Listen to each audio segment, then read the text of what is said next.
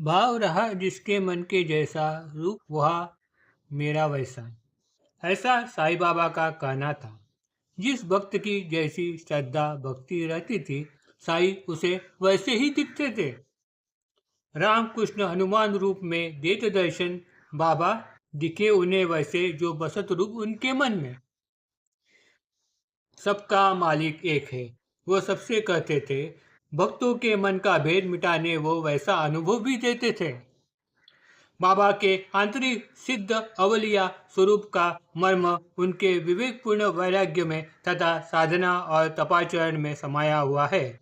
इस वजह से नाथ दत्तो हो या फिर कबीर मुस्लिम सूफी संतो हो, बाबा के शिव स्वरूप से ही जुड़े हुए हैं। इस बात की प्रचिति सदा बाबा ने अपने भक्तों को दी।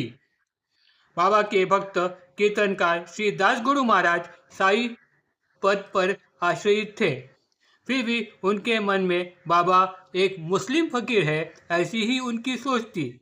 यह सोच मिटाने के लिए बाबा ने एक शिवरात्रि को अपने पुण्य पावन चरणों से गंगा यमुना का प्रवाह उत्पन्न करके उन्हें अपने चरणों में ही हरि और हर यानी नारायण का वास है, इसका साक्षात्कार कराया। गंगा यह शंकर के जटाओं में तो विष्णु भगवान के चरण कमलों से प्रवाहित होती है। इस वजह से हरि और हर के अद्वैत अपने देह में ही समाये हैं। इसका दिव्य रूपात्मक अनुभव बाबा ने दासगणों को एक शिवरात्रि के दिन दिला दिया, क्योंकि शिव पूजन के लिए वह बाबा की संगत छोड़ के वह काशी घाट गंगा किनारे गंगा के त्रिवेणी संगत पर स्नान करने के लिए निकले थे। साईं बाबा ने अपने शिव स्वरूप सिर्फ दासगुणु को ही नहीं दिखलाया, बल्कि अपने भक्त मानसापति तथा शिव भक्त मेघा के सामने भी प्रकट किया। साईं भक्त मानसापति जी देव खंडोबा के पुजारी थे। खंडोबा यह शिव का ही पतित पावन अवतार है। बाबा ने भी श्री मानसापति को द्रव्य और संपत्ति का वरदान न देते हुए उन्हें शिव जी का कठोर वैराग्य, उनकी उपासना तथा संन्यास्त विरागी जीवन की शिक्षा दी और उन्हें भवसागर के पार वो लेके गए।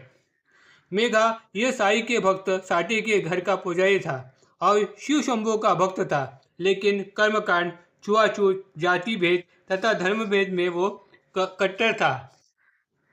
इस वजह से साठे ने जब उसे बताया कि बाबा एक मुस्लिम फकीर है और वो मस्जिद में बसते हैं, तब वो बाबा के दर्शन हेतु शिरडी जाने के लिए तैयार नहीं था। लेकिन साठे के आग्रह की वजह से वो शिरडी गया। जैसे ही वो बाबा के दर्शन करने मस्जिद की सीढ़ियों पर चढ़ा, बाबा ने अपना रौद्र रूप धारण कर लिया। खबरदार, आगे आया तो मैं जाति का नीच यौन, तू तो बड़ा पंडित ब्राह्मण, फिर तू क्यों आए मेरे द्वार। साई का शिव तांडव रूप देखकर और अंतर्ज्ञानी बाबा के श्रेष्ठता को देखकर वह साई का निस्सीम भक्त बन गया।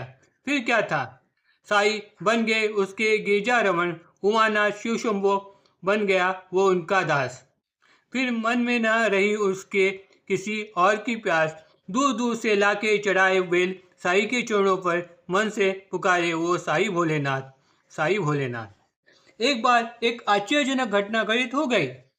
एक बार मकर संक्रांति के शुभ पर्व पर मेघा ने बाबा को गंगा जल से सचेत स्नान करने की बात मन में ठान ली। इसलिए वो 4-5 मैल चलकर गोदावरी जल ले आया और अपने मन की बात उसने बाबा को बताई।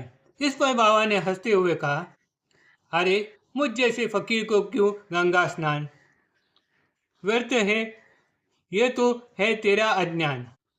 लेकिन मेघा नहीं माना। फिर बाबा अपने स्नान के लिए बनी बैठक पर जाकर बैठ गए और उन्होंने मेघा से कहा, पूर्ण शरीर में मस्तक मुख्य प्रधान कर तू उस पर जल सिंचन, इतनी बात तू अब मेरी मान। मेघा ने ठीक है कह के पानी का घड़ा उठाया और हर हर महादेव शिव शंभो कहते हुए पूर्ण घड़ा बाबा के ऊपर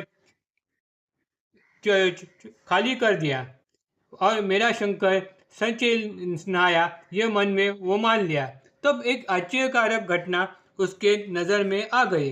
भले ही मेघा ने पूर्ण घड़ा साई के ऊपर रिक्त किया था, फिर भी उनका मस्तिष्क ही जल से भीगा हुआ था और पूर्ण शरीर पर एक बूंद भी पानी नजर नहीं आ रही थी। उनके कपड़े सूखे टाक नजर आ रहे थे। यह देखकर आजू बाजू के लोग भी आश्चर्यचकित हो गए। इस तरह साईं भी अपने भक्तों के मन की मुराद पूरी कर देते हैं, लेकिन उसमें भी अपने आंतरिक शक्ति के गहरे रहस्य को वो उजागर कर देते हैं। ये बात सबके सामने आ गई। और वैसे भी मेघा ने पूर्ण कलश भर पानी साईं के ऊपर रिक्त कर दिया। इससे अपना मस्तिष्क पर सीमित कर के ये दिखा दिया कि गंगा को अपने जटाओं में समा लेने वाले शिव शंभो वो वही है। यही था साईं भक्ति का वर्म, लेकिन उसके लिए भी भक्तों का भी होना चाहिए समर्थ कर्म। और एक मेघा की कथा जिसमें साईं का मेघा के प्रति प्रेम चाहत देख भक्तों को वो सुखदायक महसूस हो जाएगी। बाबा के एक भक्त नाना साहेब चांदोरकर ने मेघा को बाबा की एक बड़ी सुंदर तस्वीर भेंट स्वरूप दी थी।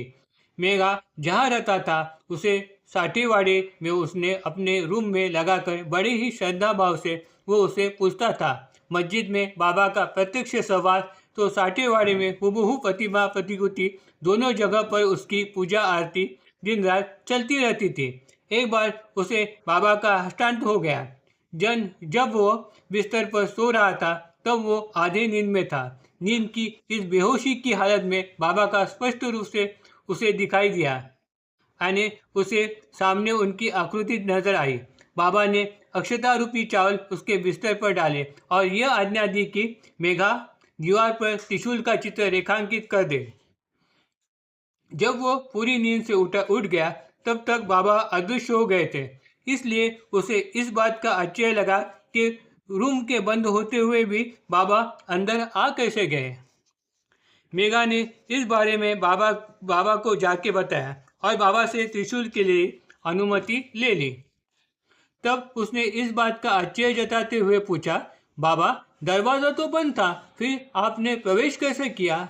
इस पर बाबा ने उसे कहा, ना मेरा कोई आकार है ना कोई विस्तार, ये पूरे भूमंडल में मैं हूँ, मेरा ही वास है। त्रिशूल रेखाटन के पीछे का मर्म तथा उद्देश्य बाद में सबको पता चल गया। फिर मेघा ने साई प्रतिमा के नजदीक त्रिशूल का रेखाटन कर दिया। दूसरे दिन साई के एक भक्त ने बाबा को उपहार स्वरूप एक शिवलिंग अर्पित कर दिया। उस समय मेघा भी वहां पर आ गया। तब बाबा ने उसे कहा, लो खुद शंकर भगवान स्वयं आ गए, अब तुम ही इसे संभालना। शिवलिंग की प्राप्ति होते ही मेघा सद्गदित हो गया। इस शिवलिंग का एक अपूर्व अनुभव साई भक्त काका साहेब दीक्षित को भी आ गया। प्रातः काल स्नान संध्या पश्चात घर के बाहर वो साई नामस्मरण में मग्न थे। अचानक ही उन्हें ध्यान अवस्था में शिवलिंग का दर्शन हो गया। उसी समय मेघा हाथ में शिवलिंग पकड़े काका साहेब के सामने प्रकट हो गया और हर्षोल्लास से उनसे कहा, देखिए चाचा जी, आज बाबा ने मुझे शिवलिंग दे दिया। इस लिंग को देखकर दीक्षित भी दंग रह गए, क्योंकि ध्यान अवस्था में उन्होंने जो शिवलिंग देखा था उसी की घाट और रूपरेखा जैसा ही शिवलिंग मेघा के हाथ में था। मेघा को शंकर भगवान की पूजा के प्रति आस्था थी। उसे बाबा ने शिवलिंग देकर उसके शिव भक्ति को दृढ़ीकरण कर दिया और यह साई का अजीबोगरीब कौशल्य ही था। Om Sai Ram. Please like and subscribe my channel.